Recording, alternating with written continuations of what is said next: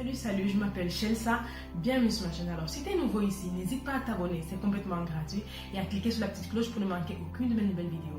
Si tu as la veine entrepreneuriale et si tu es intéressé par l'investissement en général, cette vidéo devrait te plaire. Ces derniers jours, il m'a été posé plusieurs fois la question comment est-ce que j'avais fait pour sceller mes deals immobiliers au Cameroun. Alors, d'où la raison de cette vidéo en fait. Cette vidéo en fait est la troisième d'une série sur l'immobilier que je suis justement en train de faire. Si tu n'as pas encore regardé les deux premières vidéos, je t'invite à le faire. Alors, pour justement c'est les meilleurs deals, le premier point qui me semble important, c'est déjà de s'entourer de bonnes personnes. S'entourer des personnes qui sont en fait une espèce de rôle modèle, c'est-à-dire des personnes qui sont déjà lancées dans le domaine dans lequel on aimerait se lancer, des personnes qui sont des exemples, afin de pouvoir, comment dire cela, soit avoir des conseils de cette personne-là, soit simplement copier cette personne, ne serait-ce que dans leur discipline et dans leur façon de mener leur business. Il est important d'avoir quelqu'un qu'on regarde en fait, quelqu'un qui a un exemple pour nous. D'abord, c'est la motivation, ça nous motive. Et ensuite, on suit juste ses pas. S'entourer de personnes qui pensent un peu comme nous, des personnes qui sont motivées comme nous par l'entrepreneuriat, par l'investissement, par le business, c'est aussi important. Parce qu'en réalité, comme de la même façon que les mauvaises habitudes corrompent les bonnes mœurs, les bonnes habitudes aussi nous influencent de façon très puissante. C'est-à-dire, si on marche avec des personnes qui sont tout le temps en train de penser, dont le cerveau bouge, qui sont actives, il y a de fortes chances que nous aussi on soit simplement actifs comme ces personnes-là. Donc ça, c'est le premier point. Le second point à respecter pour sceller les meilleurs deals dans l'immobilier en Afrique, c'est il faut avoir une connaissance basique de la loi. C'est vraiment important. Il faut savoir si le terrain que vous aimeriez acheter est un terrain qui peut être vendu, un terrain qui a déjà été immatriculé ou pas, ou un terrain qui ne peut pas être vendu du tout. C'est-à-dire, avoir des connaissances basiques de la loi, c'est quand même important. Quel que soit le pays où vous aimeriez opérer, Cameroun, Togo, Bénin, Côte d'Ivoire, quel que soit, il faut avoir une connaissance basique de la loi qui régit dans cette zone-là. Donc voilà, et je ferai une vidéo pour approfondir ce point-là, ce deuxième point-ci. Ce sera dans la next vidéo, disons. Donc ça, c'est le deuxième point. Le troisième point, c'est il faut penser, think out of the box. Il faut penser différemment, comme on dit. C'est-à-dire, si vous avez l'intention, n'est-ce pas, si c'est un business, c'est-à-dire si c'est un investissement et vous voulez avoir un retour, il faut penser de façon différente. C'est-à-dire, par exemple, au lieu d'acheter un terrain non bâti, un immeuble non bâti, c'est-à-dire un terrain vide, vous pouvez penser par exemple à acheter un immeuble bâti, c'est-à-dire un terrain où il y a déjà une maison. Ça peut non seulement vous faire gagner en temps, mais aussi en argent. Alors, je vous prends l'exemple simplement de la maison que j'ai du bien immobilier, disons, que j'ai acquis il n'y a pas très longtemps, qui fait l'objet de la première vidéo de cette série. Voilà, ça c'est un terrain que j'ai acquis et qui avait déjà un édifice dessus. C'est un édifice qui a une évaluation d'au moins 12 millions de francs CFA. Donc vous comprenez qu'en achetant ce bien-là, je m'équilibre déjà, c'est-à-dire c'est une très bonne affaire. Une bonne affaire parce que j'aurais dû sortir de ma poche ces mêmes 10 à 12 millions pour pouvoir construire cet édifice-là. Mais vu que ça a déjà été construit, je n'ai plus à le faire. C'est une très belle économie. Donc il faut penser out of the box, il faut réfléchir. Par exemple, si vous voulez faire, je répète, des condos, des trucs de location, vous pouvez par exemple réfléchir à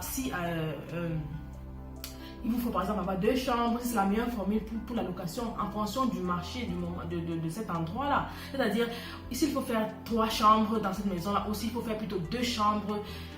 La conformation, le plan de la maison est important, surtout si c'est un business, je répète encore. C'est-à-dire, vous n'avez pas fait une maison qui est juste trop grande et personne n'arrive à vous payer le prix que vous demandez. Non, peut-être il faut réduire les superficies et ajuster le prix à la demande, le prix au marché. Simplement, il faut think out of the box. Il faut essayer de réfléchir de façon il faut think business-wise. Il faut penser comme quelqu'un qui veut récupérer son argent et vous verrez que ça vous avantagera.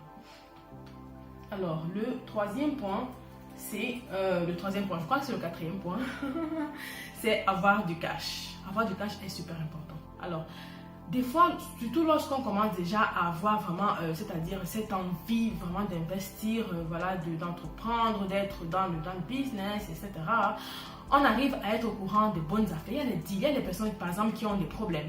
C'est-à-dire quelqu'un qui a eu je ne sais pas quel problème et qui brade son bien pour une bouchée de pain.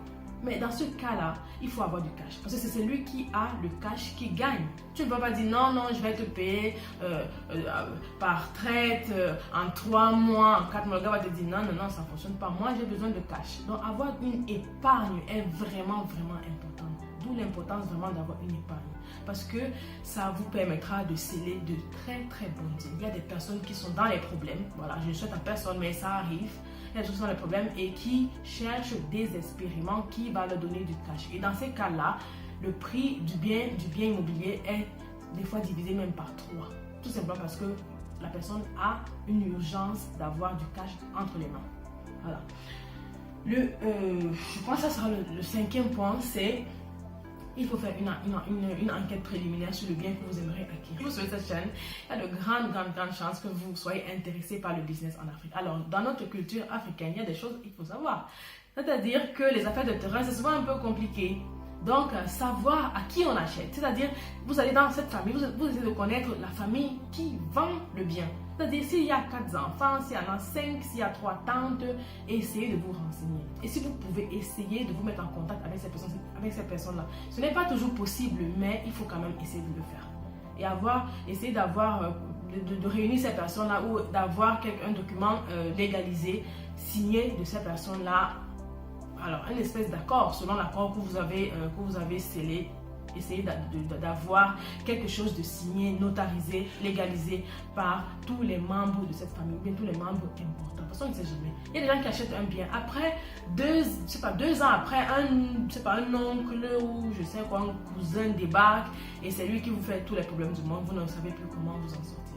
Et il y a un autre truc que je remarque, c'est que il y a des personnes qui restent, les personnes de la diaspora qui restent en Occident et qui envoient juste de l'argent dans leur pays sans jamais se rendre sur place. C'est une grossière erreur. Moi, je me dis que si vous êtes déjà prêt à investir des sommes, d'importantes sommes, 10 000 euros, 20 000 euros et même plus, le billet d'avion fait partie de cette somme-là.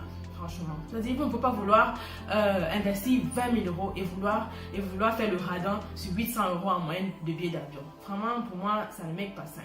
Parce que c'est la raison pour laquelle beaucoup de personnes se font arnaquer, même par leur famille. Parce que vous n'y allez juste jamais. Il faut y aller régulièrement. Régulièrement, c'est très important. C'est très important. Ça ne coûte pas si cher. Dans le sens que si vraiment vous avez déjà cet argent-là à investir, alors considérez que les billets d'avion font partie de cet investissement-là. Voilà. Sinon, pour moi, ça ne vaut pas la peine. Si on est capable déjà de parler de grosses sommes d'argent, etc., le billet d'avion de 800 euros, je ne sais pas trop, voilà. Ça ne représente rien. Et surtout, ça sécurise le gros de votre investissement. Donc, du coup, c'est une dépense à faire carrément. Si vous voulez économiser, faites-le sur autre chose, mais pas sur vos déplacements en Afrique. Parce que c'est une très mauvaise idée.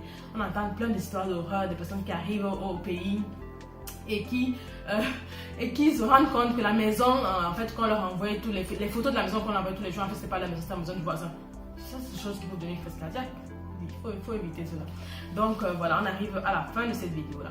Si les points que je vous ai donnés ici vous semblent intéressants, vous avez des commentaires, vous avez des trucs à me dire, n'hésitez pas à le faire dans la barre d'infos. Et je répète encore, abonnez-vous à la chaîne si vous ne l'êtes pas, parce que c'est gratuit, ça, ok? Et puis, cliquez aussi sur la cloche pour être avisé de toutes prochaines vidéos. Voilà, donc voilà, je vous dis juste à plus tard. Bye bye.